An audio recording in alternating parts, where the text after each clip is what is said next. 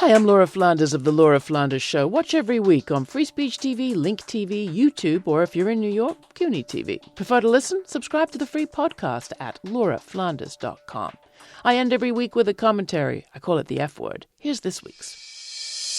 On the 10th anniversary of the collapse of Lehman Brothers, all sorts of post-mortems are being written about what went wrong in 2008. The thing is, post-mortems suggest that something died, and in this case, while one of the nation's largest investment firms, Lehman, is no more, the system it came to symbolize is still with us. 10 years on, the stock market teeters from height to height, and developers keep building houses for gazillionaires. Low-income people keep taking on high-income debt, and wages remain too low for them to do otherwise if they want to keep their cars, their health care, or their kids in college. The president, a debt-proud developer who disparages taxes, is out there riling up his mob in rally after rally. He tells everyone who'll listen that the economy's never been better, and the mad media who listen to him keep listening and repeating with minor caveats. Not long after the financial crash of 2008 and the Great Recession that followed, I heard someone say, "It's easier to imagine the end of the world than the end of capitalism."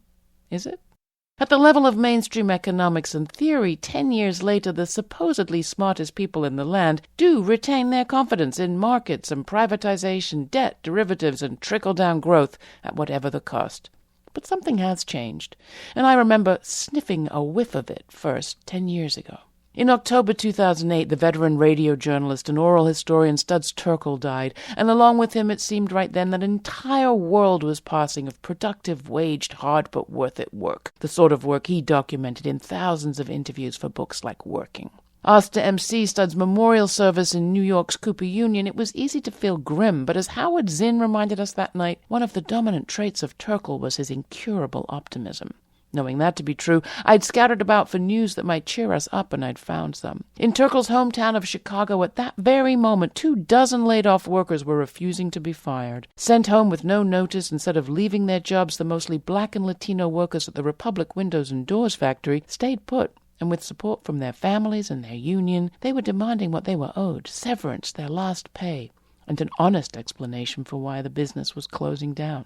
In the wake of the public's bailout of the banks, while some started seeing recovery in the works, others, like those workers in Chicago, started wondering about something different. Not a return to the rickety old, clearly careless system, but something else.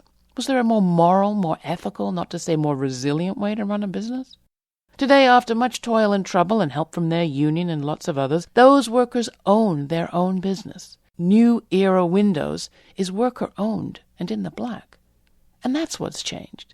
Instead of recovering, people have started to ask, what else? And they've started experimenting. And that's what the media were missing then and what they're missing now. But we're not. And maybe you're not.